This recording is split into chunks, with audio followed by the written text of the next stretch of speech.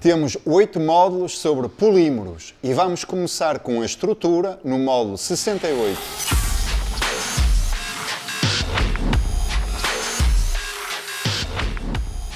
Vamos então iniciar uma série de módulos sobre polímeros e vamos começar com a estrutura para poder relacioná-la com as propriedades mecânicas.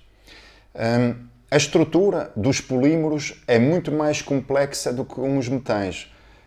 Com os metais vimos que era cristalina a estrutura. Com os cerâmicos também, com exceção do vidro. No caso dos polímeros, pode ser amorfo e é para muitos polímeros uma estrutura amorfa. Alguns podem ter uma estrutura parcialmente cristalina, mas é muito mais complexo do que as outras famílias que nós vimos anteriormente, os metais e os cerâmicos. Consistem em longas moléculas formadas pela repetição de monómeros e essas moléculas, ou ao longo dessas moléculas, temos ligações covalentes. E entre as moléculas temos ligações de Van der Waals. Poderemos ter também ligações covalentes entre as moléculas. Estamos a falar de compostos ou de moléculas compostas por elementos leves, como o carbono, o hidrogênio, o azoto, o oxigênio, o flúor, o silício. Todos esses elementos são bastante leves, o que leva a uma densidade baixa, e a coluna da cadeia das moléculas é formada principalmente pelo carbono. Pode haver exceções, no caso do silicone é o silício. Relativamente à maneira como essas moléculas são formadas, pode ser de dois modos. Pode ser por adição, e nesse caso uma ligação dupla entre carbono é quebrado e leva à criação de nova ligação e assim longas cadeias. A maior parte dos polímeros é formada por uma polimerização de adição, e está aqui o esquema da formação. O outro modo da formação das moléculas é por condensação. Neste caso estamos a falar de monómeros diferentes e há eliminação de uma molécula. Para isto acontecer temos que ter tipos de grupos funcionais distintos. Exemplos de polímeros que polimerizam por condensação é os poliésteres, as poliamidas e os fenómicos. E neste esquema está representada aqui a libertação de outra molécula. Pode ser água, pode ser óxido, pode ser ácido. Já agora, polímeros quer dizer, ou a origem da palavra poli é muitos e meros é partes. E as cadeias são formadas justamente dessas pequenas partes que consistem nos monómeros. Podemos então ver mais ao pormenor a polimerização do polietileno. O polietileno é o plástico mais utilizado e de muito longe. Já agora acabei de utilizar um termo, plástico, que é de certa forma sinónimo de polímero, mas que não é bem a mesma coisa. Um plástico é um polímero de origem sintética, portanto, fabricado a partir de petróleo. Enquanto que um polímero é mais abrangente, pode ser de origem sintética ou pode ser de origem natural, como por exemplo a borracha natural ou a celulose. Estamos a falar de polímeros naturais. Portanto, todos os plásticos são polímeros, mas nem todos os polímeros são plásticos. E então, na polimerização do etileno, começamos com o monómero, que é este aqui. Isto é a forma do monómero que vai dar origem ao polietileno. Este é o monómero etileno. E então o que acontece durante a polimerização é que esta dupla ligação do carbono quebra-se, e então o carbono fica apenas com 3 ligações covalentes e quer ligar-se com outro monómero adjacente para poder ter as 4 ligações covalentes e ser estável. E assim formam-se longas cadeias de polietileno. Temos aqui a representação de outros monómeros, como o polipropileno, e outro aqui como o policloreto de vinilo. A seleção destes 3 não é inocente, são os 3 plásticos mais utilizados: o polietileno, o polipropileno e o PVC. Uma propriedade muito importante dos polímeros é a massa molecular, portanto, a massa de uma molécula. Quanto maior for a massa molecular, maior é a molécula, e isso vai ter implicações depois sobre o comportamento mecânico. Como calcular a massa molecular? É muito simples. Primeiro calculam a massa de um monómero. Aqui, por exemplo, é calculada a massa de um monómero de policloreto de vinilo e depois multiplica-se pelo número de monómeros que formam a cadeia. Se n for 2000, tem esta massa molecular. Os polímeros podem ser vistos como um emaranhado de moléculas, um pouco como um emaranhado de esparguete, se quiserem, que é isto que está aqui representado. E a maneira como isto se apresenta, obviamente, vai ter implicações depois sobre as propriedades mecânicas. Quando vocês tracionarem isto, a modo como isto está organizado vai ter implicações sobre as propriedades mecânicas. Estamos já a falar da estrutura à escala macromolecular. Mas, na verdade, se soubermos também a estrutura da unidade, que é aquilo que está representado nesta figura aqui, isso também vai ter implicações, porque dependendo do tipo de grupo lateral, aqui neste caso até temos um bastante complexo, e este é a representação do polimetilmetacrilato, PMMA, que é vulgarmente designado por acrílico. Isto também tem influência depois sobre o modo como as moléculas se vão comportar quando forem solicitadas. Existem outras variações estruturais, como os polímeros ou copolímeros, estereorregularidade, ramificação e reticulação. Copolímero, o que é um copolímero? E acontece muitas vezes, não estamos a falar apenas de um polímero, mas de vários polímeros. Na verdade, como o próprio nome indica, é um polímero formado de vários polímeros. E a formação pode ser de diversos modos, pode ser aleatório, como está aqui representado neste esquema. A bolinha cinzento escuro representa um monómero e a cinzento claro outro monómero, e neste caso temos uma disposição aleatória. Aqui temos uma disposição alternada, temos cinzento claro, cinzento escuro, cinzento claro, cinzento escuro, por aí fora. Aqui temos em bloco, temos um tipo de polímero, outro tipo de polímero, outro tipo de polímero, mesmo aqui, etc. E finalmente pode ser ramificado com o segundo polímero, formando aqui uns ramos ao longo da cadeia principal. Isto tudo vai ter influência depois nas propriedades mecânicas. Relativamente à estereorregularidade, isto tem a ver com o modo como os grupos laterais se organizam de um lado e do outro da molécula. Podem ter, o R representa um átomo ou um grupo de átomos. Podem estar todos de um lado da molécula, podem estar alternadamente de um lado e do outro, ou podem estar sem ordem particular de um ou do outro, de maneira aleatória. E este aqui e esta organização são designadas por esta aqui isotática e esta aqui sindiotática. Esta aqui aleatória é atática.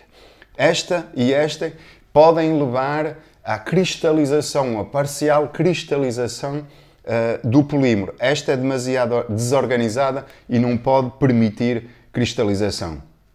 Esta cristalização, obviamente, vai ter também impactos, ou impacto muito grande. O modo como a cristalização se pode dar pode ser em zigue-zague, mas pode ser de outra maneira, como está aqui organizado ou representado. Portanto, podem ver a diferença. Isto é amorfo, não tem nenhum tipo de organização, é completamente desorganizado, caótico. E em muitos casos é isso que nós temos, ok?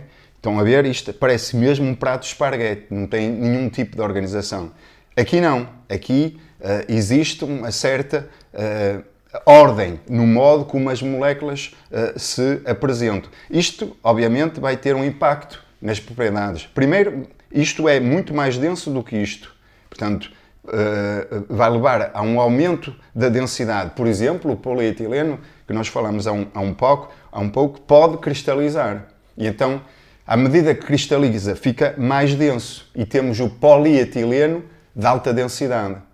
Se for amorfo, temos o polietileno de baixa densidade, mas isto não é completamente amorfo, não é completamente cristalino. Quando dizemos parcialmente cristalino, isto anda à volta dos 30% a 40%, ok? E alta densidade, ou seja, muito cristalino, estamos a falar à volta de 80% de cristalinidade. E isso também, já agora, tem influência no molde de ion, que fica mais rígido o polietileno de alta densidade. Se quiserem, eu tenho aqui uns exemplos. Esta fita aqui de embalagem, estão a ver? É polietileno de baixa densidade. Ela tem, deforma facilmente, justamente, é de propósito para poder isolar e embalar de modo adequado qualquer tipo de componente que nós queiramos embalar. Este saco, por exemplo, até poderia-se pensar que é do mesmo género, não. Reparem que ele tem bastante resistência. Isto é polietileno de alta densidade. Isto é o saco da fruta do supermercado. E temos mais embalagens, mais plásticos, que têm já mais resistência, mais rigidez, e mais densidade, outros exemplos de polietileno de alta densidade ou polietileno mais cristalino. Se falamos de materiais amorfos e materiais cristalinos, temos que falar da temperatura de transição vítrea. Isso é um conceito que foi visto para os vidros, porque justamente são materiais amorfos. Portanto, os plásticos, os polímeros, tem temperatura de transição vítrea. Também recordo-vos este gráfico, já foi visto para os vidros. Temos aqui o volume específico e a temperatura. Começamos aqui do estado líquido. Para muitos materiais, chegando à temperatura de solidificação, de fusão, depende do sentido, o material cristaliza. Portanto, há uma grande densificação do material e a estrutura é ordenada. Para aqueles que são amorfos ou parcialmente amorfos, que é o caso da maior parte dos polímeros, então ele segue este caminho. E tem aqui uma zona em que ele tem muita plasticidade antes da estrutura como que congelar. E a partir daí fica muito mais rígido e muito mais resistente, que é a tal temperatura de transição vítrea. A derivada à curva aqui muda e o ponto de mudança de inflexão corresponde à temperatura de transição vítrea. A temperatura de transição vítrea pode ser explicada pela teoria de volume livre. Um polímero tem volume ocupado e volume livre. Com o aquecimento, o volume livre aumenta e isso facilita o movimento das moléculas de carbono. Uma das maneiras de medir a temperatura de transição vítrea é usar o método de DMA, Dynamic Mechanical Analysis.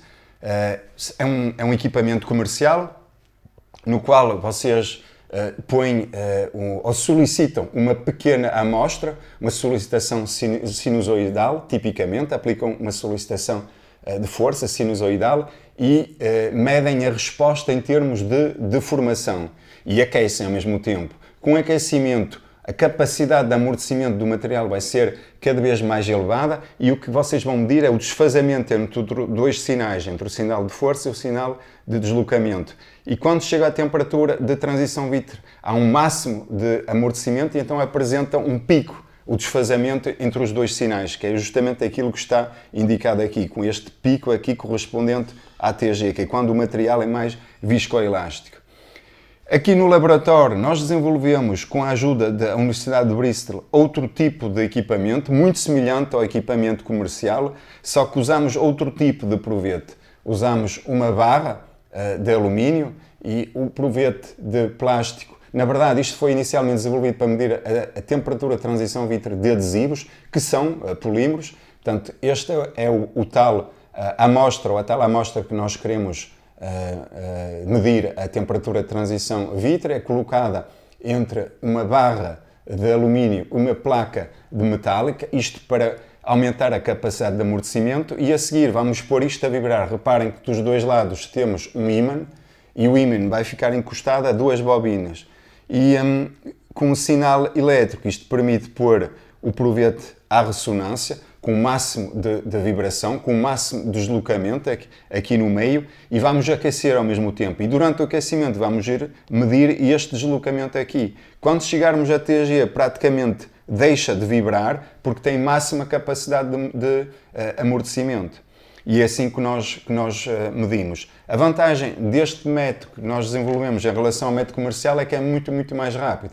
Normalmente demoram um ensaio à volta de 1 hora. No nosso, demora à volta de 2, 3 minutos. Isto é muito útil quando vocês querem avaliar, por exemplo, a influência da água. Como o ensaio na TG, como o ensaio é muito rápido, isso não vai alterar de todo o estado do polímero, enquanto que no equipamento comercial é mais difícil de controlar.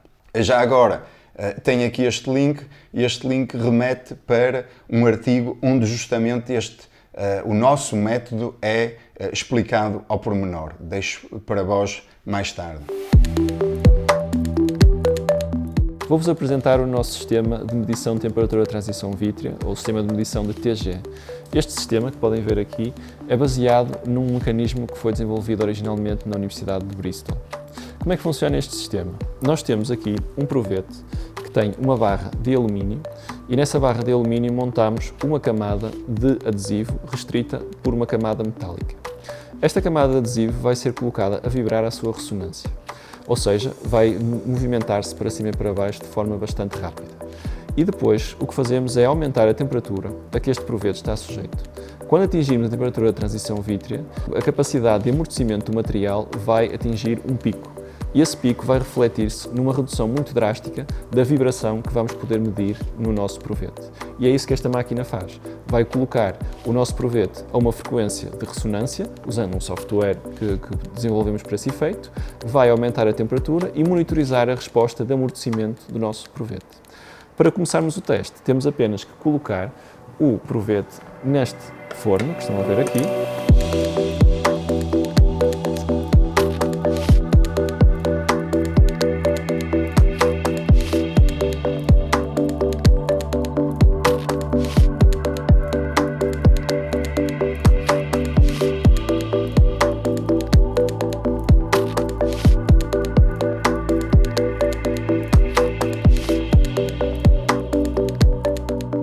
Ainda sobre a estrutura, as moléculas podem apresentar ramificação ou mesmo reticulação, vamos ver o que é. Isto é o caso mais simples, em que apenas temos as moléculas. Isto é o caso em que temos ramificações, mas repara que não existem ligações covalentes entre as moléculas. Isto é o caso em que temos algumas ligações covalentes entre as moléculas, está reticulado. E aqui está muito reticulado praticamente por todo o lado, temos uma ligação ou uma estrutura em rede. Dependendo do modo como as moléculas justamente estão ligadas entre si, se é só Van der Waals ou se tem algumas ações covalentes entre elas, leva à definição ou à criação de 3 grandes famílias de polímeros. Então, tem os termoplásticos, um exemplo é polietileno, que nós já vimos, temos longas cadeias com eventuais ramificações, podem ser amorfos ou parcialmente cristalinos e não existem ligações covalentes entre as cadeias. Isto quer dizer que podem ser fundidos e reutilizados. Isto é muito importante. Os termoplásticos podem ser reciclados, ok? Portanto, quando vocês põem na caixote lixo correspondente aos plásticos, na verdade, os únicos que podem ser reciclados são os termoplásticos. Se puserem termoendurecíveis, não dá para reciclar. E os termoendurecíveis consistem em quê? Como, por exemplo, o epóxi. Tem uma rede tridimensional, ou seja, tem muitas ligações covalentes entre as moléculas e então não podem ser refundidos. O que acontece quando vocês aquecem o material é que ele pura e simplesmente degrada-se, não funde e não dá para reciclar. E a mesma coisa acontece aos elastómeros. Também tem ligações covalentes entre as cadeias, mas apenas pontuais. Mas é o suficiente para não poder reciclar este tipo de polímero. Portanto, mais uma vez, 3 grandes classes: termoplásticos, termoendurecíveis e elastómeros. Nos próximos módulos vamos descrever cada um destes em pormenor.